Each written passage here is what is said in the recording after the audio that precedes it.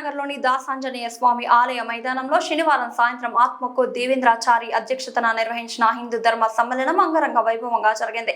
హిందూ ధర్మ పరిరక్షణ సమితి పోచమ్మకుంట బస్తీ ఆధ్వర్యంలో జరిగిన ఈ కార్యక్రమం భక్తి భవ్యతల సమ్మేళనంగా నిలిచింది. ముఖ్య అతిథిగా విచ్చేసిన సద్గురు మహదేవ్ స్వామీజీకి కమిటీ సభ్యులు, జాగృతి మహిళలు కోలాటాల మధ్య కరతాళ ధ్వనులతో ఘన స్వాగతం పలికారు. సభలో స్వామీజీ హిందువుల ఐక్యత భవిష్యత్తుకు బలమని స్పష్టం చేస్తూ సనాతన ధర్మ విలువలను ప్రతి ఇంటికి తీసుకెళ్లాల్సిన అవసరాన్ని ప్రాముఖ్యంగా ఉద్ఘాటించారు. మహిళల పాత్ర, కుటుంబ బాంధవ్యాల పరిరక్షణ, ధర్మ సంరక్షణలో సమాజం తీసుకోవాల్సిన బాధ్యతలపై ప్రముఖులు ప్రేరణాత్మకంగా మాట్లాడారు. సమాజంలో సానుకూల మార్పు తీసుకురావాలంటే ఐక్యతే ప్రధాన మార్గమని హితవు పలికారు. ఈ సందర్భంగా ఆధ్యాత్మికవేత్త సద్గురు మహదేవ్ స్వామీజీతో పాటు ఎమ్మెల్యే నాయని రాజేందర్ రెడ్డి, వరంగల్ విభాగ సంపర్క్ ప్రముఖ్ జూలపల్లి కర్ణాకర్రావు, రాష్ట్ర సేవికా సమితి జిల్లా నాయకురాలు వంకుడోత్ జ్యోతి తదితరులు ప్రసంగించారు. ఈ కార్యక్రమంలో నిర్వహించిన సాంస్కృతిక ప్రదర్శనలు, ప్రతిభ కనబరిచిన విద్యార్థులకు సత్కారాలు ప్రేక్షకులను ఆకట్టుకున్నాయి. అనంతరం భక్తులకు అన్నదానం నిర్వహించడం విశేషం.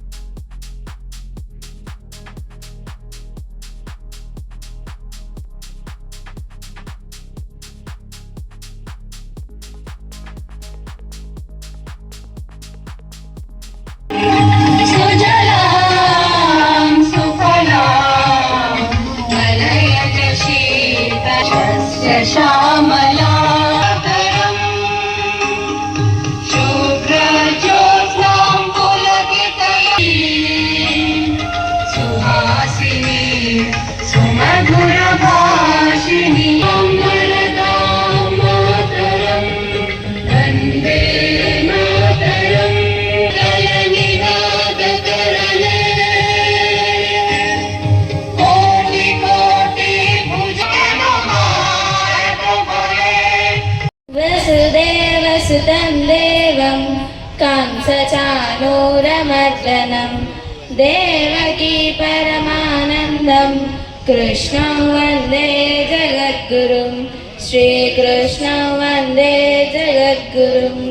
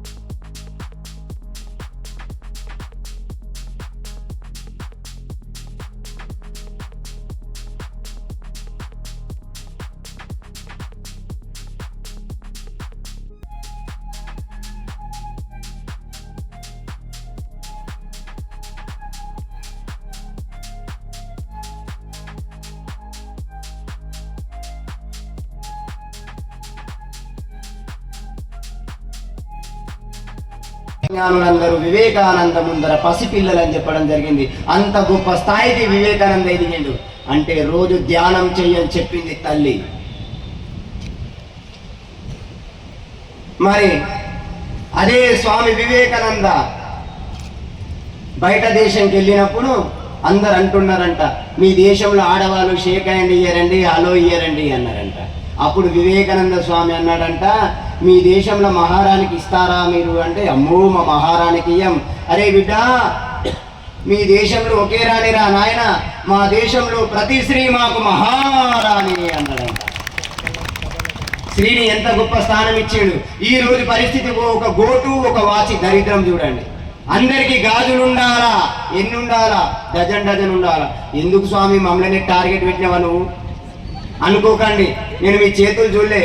ఎందుకంటే నా తల్లులు జగన్మాత లాగా ఉండాలని నేను కోరుకుంటున్నాను, లక్ష్మీదేవి లాగా ఉండాలని కోరుకుంటున్నాను, ఆది పరాశక్తి లాగా ఉండాలని కోరుకుంటున్నాను. రెండవది, మగవాళ్ళకు హార్ట్ ప్రాబ్లం వచ్చిందని చాలా విన్నా, కానీ ఆడవాళ్ళకి వినలే. ఎందుకో తెలుసా? ఎందుకో తెలుసా? నాదం. అంత నాదాన్ని ఎవరైతే ఉచ్చరిస్తారో వాళ్ళ జన్మ ధన్యం. అమ్మ అంత గొప్పదా స్వామీజీ అంటే, బ్రహ్మ విష్ణు మహేశ్వరుడు చిన్న పిల్లల్లాగా ఉంటే వాళ్ళకు ఓం అని నాదం వినిపిస్తుంది. ఆ నాదాన్ని వాళ్ళు కొన్ని కోట్ల సార్లు జపం చేస్తే విష్ణువుకు సృష్టి నిర్మాణం, బ్రహ్మకు సృష్టి నిర్మాణం, విష్ణువుకు పరిపాలన శక్తి, రుద్రునికి సంవరణ శక్తి లభించింది. అంత గొప్ప శక్తి లభించడానికి కారణం ఏం నాదం? ఓంకారనాదం. ఈ ఓం ఎవరైతే అంటారో చూడండి, ఓం ఓం ఓం ఓం ఓమనరా, ఓంకారం వే ప్రణవమురా, ప్రణవనాదమే బ్రహ్మమురా, అది క్షణమైనను మరువకురా. ఓం ఓం ఓం ఓం ఓమనరా, ఓంకారం వే ప్రణవమురా. ఈ ప్రణవనాదాన్ని ఎవరు ఉచ్చరిస్తారో, ఎక్సర్సైజ్ చేస్తే ఎంత ఫలితమో, ప్రాణాయామం చేస్తే ఎంత ఫలితమో, వ్యాయామం చేస్తే ఎంత ఫలితమో, వాకింగ్ చేస్తే ఎంత ఫలితమో, రన్నింగ్ చేస్తే ఎంత ఫలితమో, ఇవన్నిటి కూడితే ఎంత ఫలితమో అంతకంటే కోటి రెట్ల ఫలితం ఈ జ్ఞానముద్రలో చిన్ముద్రలో కూర్చొని ఓం అంటే చాలు అన్ని ఫలితాలు వాళ్ళకి వచ్చేస్తాయి. సాక్షాత్తు పరమాత్మ దర్శనం కలుగుతుంది వాళ్ళకు. దేని ద్వారా? ఓం అనడం ద్వారా. మరి ఇంకా ఓం అంటే ఏం లాభం స్వామి? ఈ మధ్యలో మైండ్ సెట్ ఏమైందంటే అందరిది లాభం ఉంటేనే చేస్తా, స్వార్థం, కమర్షియల్ మైండ్ తయారైంది. లాభం ఉంటేనే చేస్తా. మరి ఏం లాభం అంటే అకార ఉకార మకారమే ఓంకారమురా. అకార ఉకార మకారం మూడు కలిపితే ఓంకారం అవుతుంది. ఆ ఓంకారంలో అకారము అనంటే కాలి బ్రొటన వేలు నుంచి నాభి వరకు ఏం రోగమున్నా పోతుంది. ఉకారం అంటే నాభి నుంచి కంఠం వరకు ఎన్ని రోగాలున్నా పోతాయి. మకారం అంటే కంఠం నుంచి శిరో బ్రహ్మరంధ్రం వరకు ఏ రోగాలున్నా పోతాయి. ఓం అంటే చాలు శరీరంలో ఉన్న రోగాలన్నీ పోయి దైవ దర్శనం కలుగుతుంది. అంత గొప్ప నాదమే ఓంకార నాదం. అందుకోసం ఓం నమః శివాయ, ఓం రామాయ నమః, ఓం గోవిందాయ నమః, ఓం నమో భగవతే వాసుదేవాయ నమః, ఓం రుద్రాయ నమః. అన్నిటికీ ముందు ఏముంది? మరి అలాంటి ఓంకారము మనమే కాదు, ఈ యావత్ విశ్వమే వలుకుతున్నది. అదే విధంగా ఇక్కడ రామాలయం ఉంది, ఇక్కడ దేవాలయం ఉంది. ఈ దేవాలయానికి మన పూర్వీకులు మనం ఇక్కడ ఒక దాదాపుగా 2 ఎకరాల 13 గుంటలు ఈ దేవాలయానికి వాళ్ళు దానం చేయడం జరిగింది, ఇవ్వడం జరిగింది. కానీ దీన్ని కొందరు కబ్జా చేయాలని ప్రయత్నం చేస్తున్నారు. మరి దానికి ఇంతకుముందు చిన్నగా చెప్పారు వాళ్ళు, ఆపద వచ్చిందంటే గుడికి మొక్కడమే కాదు, మన ధర్మానికి, మన స్త్రీకి, మన దేవాలయానికి, మన దేశానికి ఎలాంటి ఆటంకం జరిగినా నేనున్నాను ఎవరైతే ముందుకు వస్తాడో వాడే నిజమైన హిందువు. రామాయణం చెప్పాలా, మంచి భారతం చెప్పాలా, భగవద్గీత రోజు ఒక 15 నిమిషాలను మనం కూర్చుని చదువుకోవాలా. ఇట్లా ఎప్పుడైతే చేస్తామో మన ధర్మం కాపాడబడుతుంది. ఇంతకు ముందే చర్చా వేదిక మేము చేసుకున్నాం ఒక దగ్గర. అసలు ఈ సమాజం బాగుండాలా, ఈ దేశం బాగుండాలా, ఈ ధర్మం బాగుండాలంటే ఏం చేయాలా అంటే ముందుగా స్వామీజీలు మారాలా. ఎవరు మారాలా? ఆశ్రమాలల్లా తినుకుంటూ కూర్చో కాకుండా ధర్మం కోసం బయటకు వెళ్ళి ధర్మ ప్రచారం చేయాలా.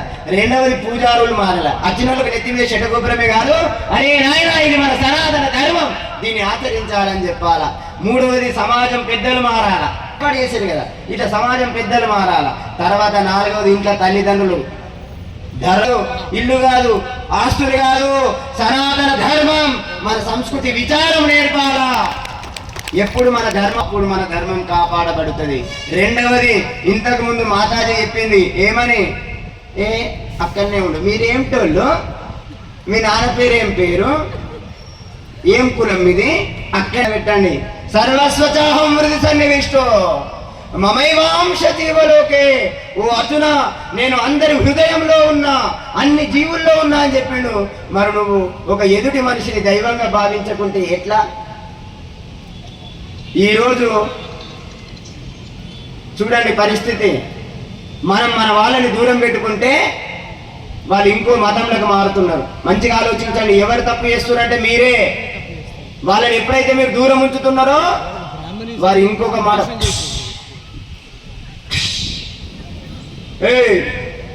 మీరు ఒకటి దయ్యం వెళ్ళిపోయింది, ప్రేతం వెళ్ళిపోయింది అనుకుంటారు. యాక్టింగ్ చేసే వరకంటే పాపం ఈ అమాయక ప్రజలు మారిపోతున్నారు. మళ్ళా ఇది రాసుకుంటే మీకు అంతా మంచి జరుగుతుంది. ఆయనకి కరోనా రోగం వస్తాడు, దవాఖానలో అన్నాడు, పబ్లిక్ మాత్రం నుండి రాసుకుంటే మంచిగా అవుతుందని చెప్పి. ఇలాంటి విలువల్ని నమ్మకండి, మోసపోకండి, మతం మారకండి. మన ధర్మాన్ని మించింది ప్రపంచంలో ఏది లేదు. ఎందుకు స్వామీజీ మన ధర్మం గురించి మీరు ఎట్లయినా గొప్పగా చెప్తారు? నేను చెప్పడం కాదు, ప్రపంచ దేశం లోపల అగ్రిమెంట్ లిస్ట్ ఉన్నది. 2 సంవత్సరాలు నాతో కలిసి ఉండు, పిల్లలైతే నాకే, డబ్బు నీకే అని అగ్రిమెంట్ సిస్టంలో రాసుకొని పిల్లలైన తర్వాత ఆమె ఇంకొక ఆయనతో పోతుంది, ఈయన ఇంకొక ఆమెతో, అట్లా ప్రపంచ దేశాలలో ఉంది. కానీ భార్య, భర్త, అన్న, తమ్ముడు, అక్క, చెల్లెలు, అన్న, వదిన, ఎంతో ప్రేమతో కుటుంబ వ్యవస్థ ఉన్న దేశం ఈ ప్రపంచంలో ఏది అంటే అది కేవలం నా భారతదేశం. ఓం మాతాకి అనండి, ఓం అనండి, ఓం శాంతి శాంతి.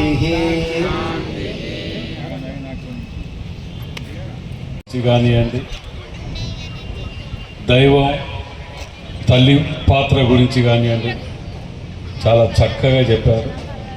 మరి అలా రామాయణం అంటే ఉదయం లేవగానే మన అందరం కూడా క్రమశిక్షణతోటి ఉంటాను అని అంటే ఆ రోజటి ఉన్న రామాయణాన్ని చూసే సగం ఇలా మన క్రమశిక్షణ పాటిస్తున్నాం, తల్లిని గౌరవిస్తున్నాం, తల్లి పాత్రని, అక్క చెల్లెల్ని గౌరవిస్తున్నామంటే ఇవాళ ఆ పాత్రలన్నీ కూడా రామాయణంలో ఉన్నాయి. వాటి మనము భక్తితోటి, ఉదాహరణకు రోజు అర్ధగంట నేను కంపల్సరీ స్నానం చేయగానే పూజ మీద కూర్చొని అర్ధగంట లేదు బయటికి వెళ్ళను. అంటే అది భక్తితో కూడినటువంటి ఒక క్రమశిక్షణకు దారి ఇస్తుంది, అది మార్గం. మరి నా మనవరాలు కూడా ఉదయం లేవగానే తాత నాకు బొట్టు పెట్టు అంటే స్నానం చేయకుండా లోపలికి రాకూడదు అని ఒకరోజు చెప్పినా, రెండోజు చెప్పినా, మూడో రోజు తీసుకువెళ్ళినప్పుడు స్నానం చేసినాక లోపలికి వస్తే బొట్టు పెట్టుకున్న తర్వాత అక్షంతలు అయ్యి అని చెప్పి అడుగుతుంది. అంటే మనని అనుసరిస్తూ ఉంటే వస్తూ ఉంటే మన పిల్లలు భవిష్యత్ తరాలకు ఇవన్నీ అందించవలసిన బాధ్యత చాలా అవసరం ఉన్నది. ఎన్ని దేశాలు తిరిగినా మన సంస్కృతి సాంప్రదాయం ఏ దేశంలో కూడా అవపడదు. కానీ దాంతోపాటు మరి ఉదయం లేగానే కులానికి ఒకరు దేవుని రిజిస్ట్రేషన్ చేసుకుంటున్నారు, మతానికి ఒకరు ఇది చేసుకుంటూ పోతున్నారు.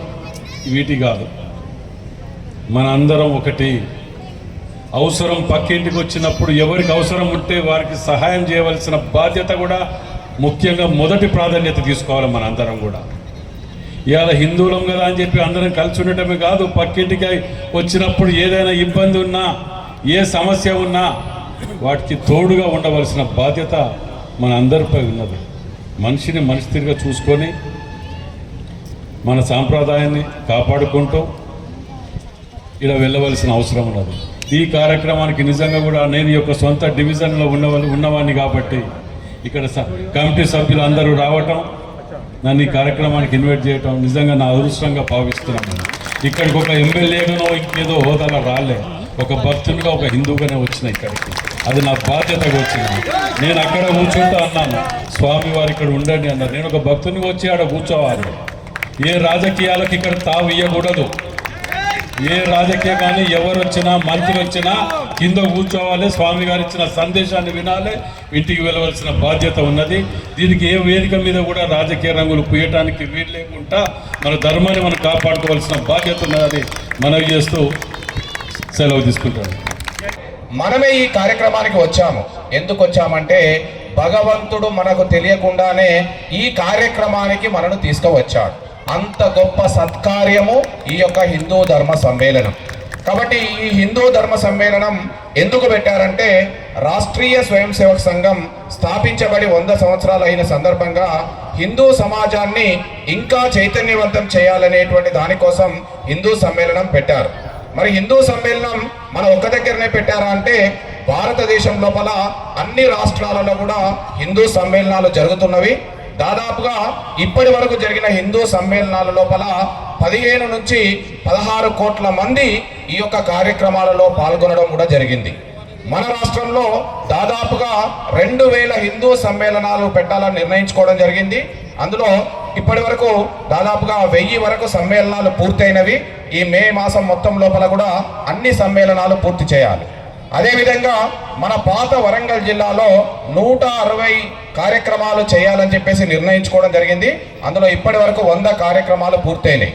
అదేవిధంగా మన సిటీ కార్పొరేషన్ పరిధి లోపల దాదాపుగా 60 పైన కార్యక్రమాలు పెట్టాలనుకున్నాం. ఇప్పటి వరకు 40 కార్యక్రమాలు పూర్తయినాయి. ఈ 40 కార్యక్రమాలలో ఇప్పటి వరకు దాదాపుగా 35,000 మంది హిందూ బంధువులు ఈ యొక్క సమ్మేళనాలలో పాల్గొన్నారు. కాబట్టి హిందూ సమ్మేళనం యొక్క ప్రధాన ఉద్దేశం ఏంటంటే ఈరోజు ఏదైతే భారతదేశం ఉందో దేవతలు నిర్మించుకున్నటువంటి ఈ యొక్క భారతదేశము నెమ్మదిగా తరతరాలుగా అనేక పోరాటాలు చేయాల్సినటువంటి పరిస్థితి వచ్చింది. ఎందుకంటే భారతదేశానికి ఒక పేరుంది. దీన్నే ధర్మభూమి, కర్మభూమి, వేదభూమి, అదేవిధంగా దీన్ని బంగారు పిచ్చుక, రక్తగర్భ, అన్నపూర్ణ అనేటువంటి పేర్లతో పిలువబడ్డటువంటి దేశాన్ని ఏదైతే మన దేశానికి బయట నివసించే వాళ్ళు ఉన్నారో వాళ్ళందరికీ కూడా కనీసం తినడానికి తిండి లేక, కట్టుకోవడానికి బట్ట లేక ఉన్న పరిస్థితులలో మన భారతీయ సంస్కృతి చాలా ఉత్కృష్టంగా మొత్తము సమాజానికి అంటే బయట ఉన్నటువంటి అన్ని భారతదేశాలకు కూడా ఒక ఆదర్శమయ జీవితాన్ని చూపించినటువంటి మన భారతదేశం మీద అందరి కన్ను పడింది. సో వాళ్ళందరూ నెమ్మదిగా తిండి లేక భారతదేశం మీద దండయాత్రలు చేయడం ప్రారంభించారు. గ్రీకులు వచ్చారు, హూనులు వచ్చారు, శకులు వచ్చారు, పల్లవులు వచ్చారు, చాలా మంది వచ్చారు. ఇప్పుడు చెప్పినటువంటి ముస్లింలు, క్రైస్తవులు అందరూ కూడా మన దేశం మీద దండెత్తడం జరిగింది. దండెత్తిన తర్వాత అన్ని సముదాయాలు కూడా నెమ్మదిగా భారతీయ సంస్కృతి లోపల కలిసిపోవడం జరిగింది. కేవలం 2 మతాలు మాత్రమే భారతీయ సంస్కృతిలో కలవలేదు. ఆ మతాలేందో మనందరికీ తెలుసు. కాబట్టి వాటి వల్ల మన సమాజం నెమ్మదిగా కొంత విభజన అనేటువంటిది ప్రారంభమైంది. ఒక మతం 1400 సంవత్సరాల క్రితం స్టార్ట్ అయింది, ఇంకొక మతం 2000 సంవత్సరాల క్రితం స్టార్ట్ అయింది. వాళ్ళు మన యొక్క సంస్కృతిలో మిళితం కాకపోవడం వల్ల మనం అనేక ఇబ్బందులకు గురైనాం. మనందరికీ తెలుసు, మన భారతదేశం అంటే ఒక అఖండ భారతదేశం. అంటే ఆఫ్ఘనిస్తాన్ నుంచి మొదలు పెడితే కింద శ్రీలంక వరకు కూడా మన భారతదేశం. అటువంటి దేశాల లోపల ఈరోజు చాలా భూభాగాలను కూడా మనం కోల్పోయినాం. ఆఫ్ఘనిస్తాన్ ఈరోజు మన దగ్గర లేదు. దాని పేరు గాంధార దేశం, గాంధారి పుట్టినటువంటి దేశం. అదేవిధంగా బంగ్లాదేశ్ మన దగ్గర లేదు, పాకిస్తాన్ మన దగ్గర లేదు, కింద ఉన్న శ్రీలంక కూడా ఇప్పుడు మన దగ్గర లేదు. ఇవన్నీ కూడా మన నుంచి విడిపోతున్నాయి. దానికి కారణం ఏంటి అంటే, ఏవైతే మనం చెప్పినటువంటి మతాలు ఉన్నాయో వాళ్ళ యొక్క దాడుల వల్ల నెమ్మదిగా హిందువుల సంఖ్య ఎక్కడైతే తగ్గుతున్నదో అక్కడి నుంచి నెమ్మదిగా మన భూభాగాన్ని కోల్పోవడం జరిగింది. మనందరికీ తెలుసు, ఇక్కడ మన దగ్గర ఉన్నటువంటి హిందువులందరూ కూడా ఒకే ఒక్క మంచి పని చేస్తున్నారు. ఏం పని చేస్తున్నారంటే, అందరం కూడా మన సమాజానికి ఒక గొప్ప, ఇంతకుముందు చెప్పింది అక్కయ్య, కుటుంబ వ్యవస్థ, మంచి కుటుంబ వ్యవస్థ ఉంటుంది. మన దగ్గర డబ్బు సంపాదిస్తున్నామంటే ఆ డబ్బు మన కోసం ఉపయోగించాం, మన తరువాత తరాలు, మన పిల్లలు, మన మనువల కోసం మనం డబ్బును సంపాదిస్తుంటాం. కాబట్టి హిందూ సమాజం చాలా కష్టపడి డబ్బు సంపాదిస్తున్నది.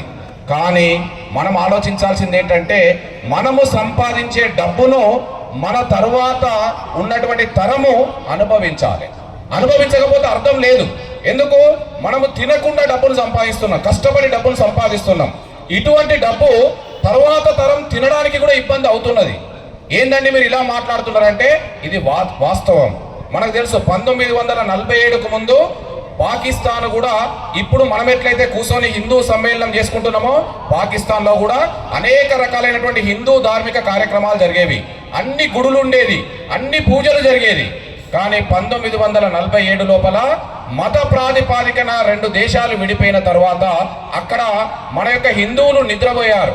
వాళ్ళు పట్టించుకోలేదు, వాళ్ళు చూసుకోలేదు పక్కన ఏం ప్రమాదం వస్తుందో.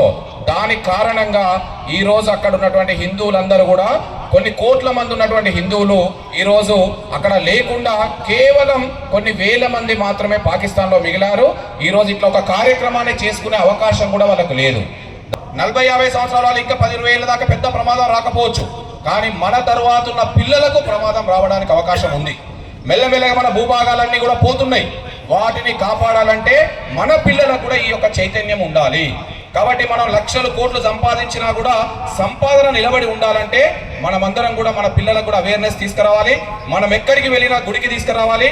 మనము ఇలాంటి కార్యక్రమాలలో ఒక అర్ధగంట ఎక్కువైనా కూడా మనం సమయాన్ని వెచ్చించాలి. ఎందుకంటే ఇది మనకు ఉపయోగపడే కార్యక్రమం. కాబట్టి ఉపయోగపడే కార్యక్రమంలో మనం సమయాన్ని వెచ్చిస్తే అది ఎక్కువ బెనిఫిట్ జరుగుతుంది. ఈ రకంగా ఇలాంటి అనేక కార్యక్రమాల వెనుక ఈ దేశాన్ని ఒక మంచి స్థితికి తీసుకువెళ్ళడానికి, ఇంతకుముందు ఎట్లయితే భారతదేశం ప్రపంచంలో ఒక గొప్ప దేశంగా వెలుగొందిందో, మళ్ళీ మన దేశాన్ని అదే రకంగా జగన్మాతగా, అదేవిధంగా జగత్ విజేతగా చేయడానికి ఆర్ఎస్ఎస్ పనిచేస్తున్నది. కాబట్టి మనమందరం కూడా ఈ కార్యక్రమంలో పాల్గొన్నందుకు ఆ భగవంతుని కృప మీ మీద ఉండాలని, అదేవిధంగా ఈ కార్యక్రమంలో నాకు ఈ అవకాశం ఇచ్చినటువంటి హిందూ ధర్మ సమ్మేళన సమితి పోచమ్మకుంట బస్తీ వారికి ధన్యవాదాలు తెలియజేస్తూ, మన హిందువుల ఐక్యతను చెప్పారు. అక్కడ కొటేషన్ కూడా ఉంది, గడప లోపలే కులం, గడప దాటితే మనమంతా హిందువులం. కాబట్టి ఏ కులమైనా గడప లోపలనే ఉంచుకుంటూ, గడప దాటితే మనమంతా హిందువులం అని చెప్పేసి ఆ భావనతోటి ఈ రోజు నుంచి మన యొక్క కార్యక్రమాలు ఆ రకంగా, మన యొక్క వ్యక్తిగత ప్రవర్తన కూడా ఆ రకంగా ఉండాలని కోరుకుంటూ ఈ అవకాశం ఇచ్చినందుకు మరొకసారి మీకు, సమితికి అందరికి కూడా కృతజ్ఞత తెలియజేస్తూ ముగిస్తున్నాను. విద్యాలయం మనకు తలమానికంగా ఉన్నటువంటి ఈ పట్టణ ప్రాంతంలో, అందులో హిందూ ధర్మ సమ్మేళనంలో మాట్లాడే అవకాశం వచ్చింది అని అంటే ఏదో పూర్వజన్మ సుకృతమై ఉంటుంది అని చెప్పేసి భావిస్తూ, ఏదైనా ఒక ప్రాంతం, ఏదైనా ఒక రాష్ట్రం, దేశం అభివృద్ధి చెందాలి అని అంటే మనల్ని మనం సంస్కరించుకోవాల్సి ఉంటుంది. దానికి మహానుభావులు మనకు కొన్ని మార్గనిర్దేశకాలు చేస్తూ ఉంటారు, కొన్ని అడుగులు చూపిస్తూ ఉంటారు, దారులు వేస్తూ ఉంటారు. దానిలో భాగంగా పంచ పరివర్తనాన్ని మన ముందు పెట్టారు మన పెద్దలు. సామాజిక సమరసత అనే ఒక మొదటి అంశము. త్రేతాయుగంలో రాముడు అరణ్యవాసం చేసే క్రమంలో రాముడు వస్తున్నాడని తెలిసి గుహుడు పరుగు పరుగున రామునికి ఎదురు వెళ్ళాడు. తీసుకొని వచ్చి రామా రండి నా గూడుకు అని చెప్పేసి తీసుకొని పిలిచి రాజమర్యాదలు చేసే క్రమంలో గుహ నేను నియమబద్ధుడై చెప్పేసి నేను ఊళ్ళు దాటి వచ్చేసాను, అరణ్యంలో ఉండాలి, కొన్ని నియమాలు పాటించాలి అని కఠిన నియమాలు పాటించాడు. గంగా నది దాటడానికి సహాయం చేసిన గుహుడిని రాముడు ఆలింగనం చేసుకుని తన జీవితాన్ని పావనం చేశాడు. త్రేతాయుగంలోనే ఒక గుహుడు అతన్ని అంత సంస్కరించి గౌరవించిన ఘనత ఆ మహానుభావుడు రామునికే దక్కింది. అదే ప్రయాణంలో ముందుకు వెళుతున్న క్రమంలో అడవిలో ప్రయాణిస్తున్న సమయంలో చిన్నప్పటి నుంచి రాముడు ఇప్పుడొస్తాడా అని 3 సంవత్సరాల వయసు నుంచి రాముడిని తలుచుకుంటూ అమ్మ ఎప్పుడొస్తాడు రాముడు, 5 సంవత్సరాలు 13 సంవత్సరాలు 15 సంవత్సరాలు అయిపోయి 90 సంవత్సరాల వయసు వచ్చే వరకు కూడా రాముడు కనబడకపోతే రామ ఎప్పుడు వస్తాడని చూస్తున్నా ఆ అమ్మ శబరి మాతకి 90 సంవత్సరాల వయసులో కలుసుకొని రామా వచ్చావా అని చెప్పేసి ఆకలి తీరుస్తానని రేగి పళ్ళని ఇస్తే నా రామునికి ఎక్కడ పుల్లటి పళ్ళు పుచ్చు పళ్ళు పోతాయని చెప్పేసి రుచి చూసి ఇస్తే ఎంగిలి పళ్ళు ఇస్తున్నావా శబరి అని అడగలేదు, నువ్వు ఎవరు శబరి అని అడగలేదు. అమ్మ ఇచ్చిందని అమ్మతనాన్ని చూసి భక్తిని మాత్రమే చూసిన ఘనత ఆ రామునికే దక్కింది. అది కూడా త్రేతాయుగంలోనే. ఒక్కరు ఎందుకు భారం అయిపోతున్నారు మనకి? నలుగురు కనాలి ఈ జనరేషన్ లో కూడా మనమంతా ఒకటి దేశ రక్షణ చెప్తాము ఒకరిని, ఒకరికి ఇలాంటి సాముల తప్ప చెప్తాము, ఒకరికి క్రమశిక్షణ కోసం అని చెప్పేసి ధర్మరక్షణ తప్ప చెప్తాము, ఇంకొకరిని మనం వారసత్వంగా ఉంచుకుందాము. అలా అప్పచెప్పిన తల్లే ఇవాళ మనకి జిజియమ్మ మనకందరికి కనిపిస్తుంది. ఎలాంటి కొడుకునైతే కనాలి అని అనుకుందో శివ నాకు ఒక కొడుకు నీవు, ఆ కొడుకును కూడా ఈ దేశాన్ని కాపాడి హిందూ ధర్మాన్ని కాపాడే కొడుకుని అని చెప్పేసి ఎలాంటి కొడుకును కలాని అనుకుందో అలాంటి కొడుకు కోరికలను శివయ్యకి పెట్టి అలాంటి కొడుకుని జన్మనిచ్చి ఇలా దేశ రక్షణ కోసం ఇలా ఈ కాషాయ జెండా కింద కూర్చున్నాము అంటే అలాంటి తల్లి యొక్క చల్వ ఆ శివాజీ మహారాజ్ యొక్క అండదండల వల్లనే మీ అందరం కూడా ఇలా మనందరం కూడా ముందున్నాము. చేసుకుంటూ జై హింద్, జై భారత్, భారత్ మాతా కీ జై శ్రీరామ్.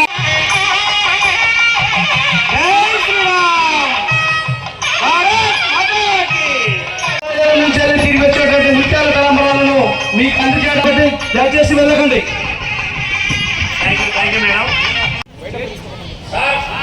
అందరూ కూడా దయచేసి అక్షంతలు కోసం మీరు ఎవరు బయటికి వెళ్ళకండి.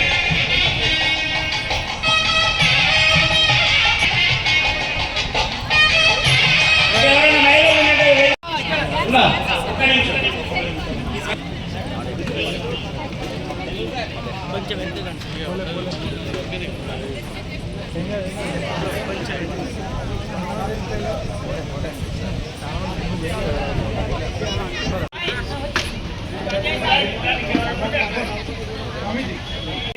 సాధారణంగా ఆహ్వానిస్తున్నాము.